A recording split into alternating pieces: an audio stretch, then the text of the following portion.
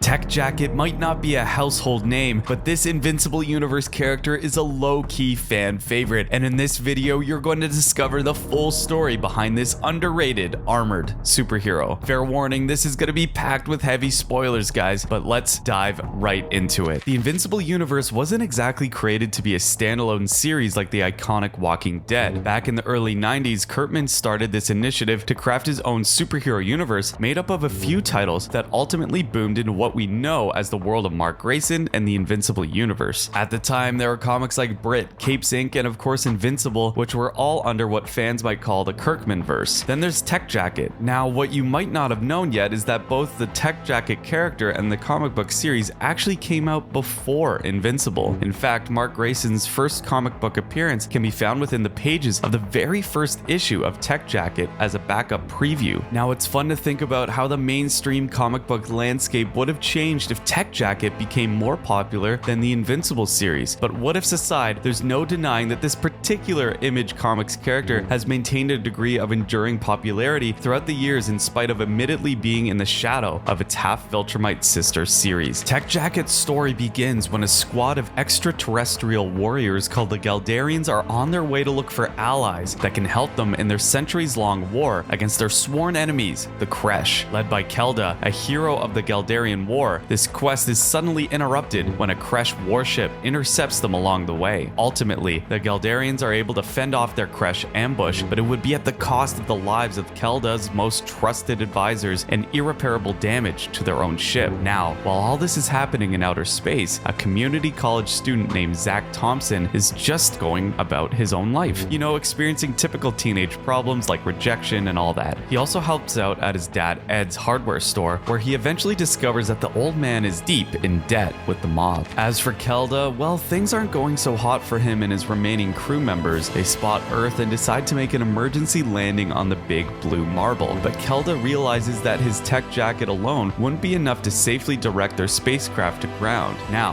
here's the most important thing you should know before we move on with the story: the Tech Jacket. You see, Galdarians are a race so advanced that they evolved to the point that their bodies became weak. To compensate for this, their leading scientists developed a device called the Tech Jacket, which basically acts as a permanent suit of armor that bonds to its host from the moment they're born. The Tech Jacket pretty much handles all the physical heavy lifting for any given Galdarian. In Kelda's case, his armor specializes in warcraft and combat since he's a warrior. But back to our tale. So Kelda realizes that death for him and his crew is a done deal. Still, he tries his best to use his Tech Jacket to try and see if they can land their ship safely on Earth. It doesn't. And while the Galdarian spacecraft turns into a raging fireball zipping through the sky, Zack Thompson witnesses this while on his way to school and decides to head where the ship crashed. Upon getting there, he sees a dying Kelda pinned by the debris of his wrecked ship. Zack tries to help the warrior, not knowing that the ship has a self-destruct sequence placed on it to prevent any other species from using Galdarian tech should any one of these spacecrafts crash. With his dying breath, Kelda realizes that Zack's a good guy and refuses to allow an innocent life to be taken because of the Galdarians' war with the Kresh. So to save Zack, Kelda transfers his Tech Jacket to the boy, which ends up shielding him from the explosion. Zack becomes Tech Jacket. Of course, Zack has no idea what the hell just happened to him. By the time he got to school, all he knew that there was an irremovable piece of metal covering his entire midsection. When he gets back to his dad's store and the thugs try to harass Ed again, Zack unintentionally activates the Tech Jacket's defense systems and he ends up beating the mobsters with metallic tentacles. Of course, the cat's out of the bag now, and surprisingly, Ed takes the fact that his son is now a walking super weapon pretty well. They make a deal to keep each other's secrets, and Zack starts training with the use of the Tech Jacket on his own. Unbeknownst to him, the Galdarians have caught wind of Zack's Tech Jacket back on their home planet, Galdaria. They think that the Earthlings stole Kelda's armor, so they decide to abduct Zack and put him on trial. This mission, led by a warrior named Kanda, doesn't exactly proceed as planned. On their way to Galdaria, Kanda and Zack's ship are ambushed by the Kresh. Kanda tries to allow Zack to escape the skirmish, hooking him to a wrist device that would taxi him straight to their home planet. However, a Kresh soldier breaks it, and instead of fleeing, Zack decides to help Kanda and the other Galdarians. They come out on top, and Kanda realizes that Zack's actually a stand-up dude, so he tells the boy that he'll back him during his trial. They eventually arrive on Galdaria, where the trial ultimately goes Zack's way when the Emperor informs them that they've reviewed Kelda's old Tech Jacket further and discovered that the late warrior passed it on to Zack. He didn't steal it. Zack also finds out that the reason he's more powerful than the average tech jacket-clad Galdarian is because the human body is significantly stronger than that of a Galdarian, so the armor is able to augment it more. By the time his trial ends, the Emperor asks Zack if he'd be willing to help their species win their war against the Kresh. Zack agrees to this, and Kanda trains him further on how to use his tech jacket before placing him on active duty. Zack eventually masters using his tech jacket and goes on to basically win a bunch of campaigns for the Galdarians single-handedly. He gets a Medal of Honor, and the Galdarian Princess Lyn even starts crushing on him. One day, the Emperor and the planet's head scientists tell Zack that there's a way that they can end the war, to teleport him into the Kresh flagship and destroy it. Zack agrees to the plan, and much like all his past encounters with the Kresh, he ends up bodying scores upon scores of enemy combatants before wrecking their mothership and saving a kitten too. However, Zack discovers that the remaining Kresh fleet went on a last-ditch attempt to destroy Galdaria while he was busy wrecking their mothership. He arrives on his allies' home planet to see it getting bombarded by Kresh warships. So Zack does what he does best. He destroys the warships, flatlines more platoons of Kresh soldiers, and even rescues innocent Galdarian citizens while he's at it. By the time the failed Kresh assault was over, the Galdarian capital was a wreck, but the Emperor reassured Zack that they'd be able to rebuild. He then thanks the boy for all of his services and asks him if he wants to go back to Earth. Zack realizes that his job on Galdaria is done, so he boards a ship with Kanda to ferry him back to the Big Blue Marble, although Princess Lyn's sad that he's leaving. It takes a couple of weeks for Kanda and Zack to arrive on Earth's atmosphere. They say their farewells, and Zack flies the rest of the way with his tech jacket. He rushes back to his old house, only to be shocked upon discovering that it's been abandoned. He finds out from a realtor that his parents have been missing for half a year now, the same amount of time he's been in space. With no idea where to look, Zack chooses to sleep at his dad's old hardware store when the two mobsters who had been harassing Ed arrive to steal documents from the place that could link the Thompsons' disappearance to their boss, Mr. Capella. Zack thinks that Mr. Capella and his syndicate did something to his parents, so he beats the thugs and tells them to take them to their leader. Upon meeting Mr. Capella, Zack threatens to kill the mob boss, which ultimately forces Mr. Capella to clear Ed's debt to his organization. But there's still one problem. Even Mr. Capella has no idea where Ed's parents have gone. It's only until Zack remembers his family's lake house that he finally reunites with his parents. It turns out that Ed and Zack's mom freaked out about Zack's sudden disappearance half a year ago, coupled with the fact that Mr. Capella's men were hunting for Ed, so they decided to hide out there. Their reunion, however, is suddenly interrupted by a fleet of Kresh warships who have arrived in the skies above the Thompson Lake House to kill Zack.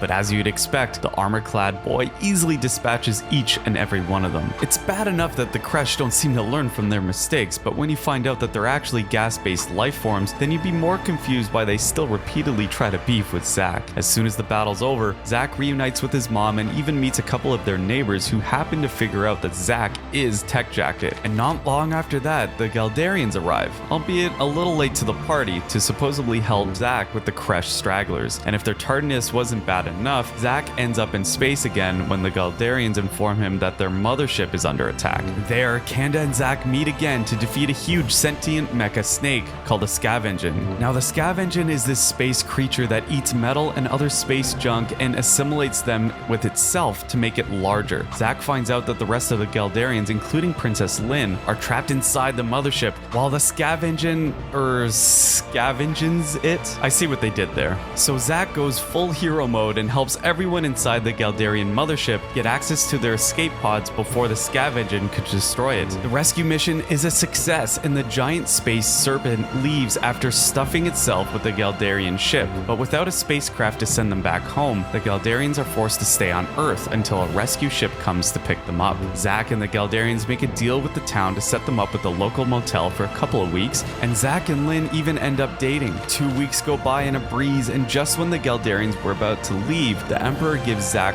one final gift. They turned his closet door into a portal leading to Zack's personal space station that he can use to monitor Earth for any interstellar threats. It's at this point too that Zack starts formally calling himself Tech Jacket. Some time passes, and Tech Jacket's next big adventure would come in the form of a universe-wide threat, only to be best described as reality's immune system, an enemy bent on putting the natural order back in its place. You see, with the advent of superheroes and interstellar superweapons like the Tech Jacket, the universe found certain systems like the Milky Way to be a threat to the natural course of evolution. So it goes ahead and tries to destroy sections of itself that deems a threat. Galdaria is one of the planets that it destroyed, destroyed, leaving only a few survivors in the aftermath, mainly Princess Lin and She, an elite officer of the Galdarian army and Lin's other lover, since she and Zack decided to have an open relationship after realizing they couldn't consummate their love. There's also Nicholas Crow, who's introduced in this arc, who happens to own a robot army together with his sentient robot confidant Stanley. They plan on commanding their robot minions via Zack's tech jacket. Then there's a Colossal, an ancient sentient Galdarian weapon designed to specifically face reality's immune system.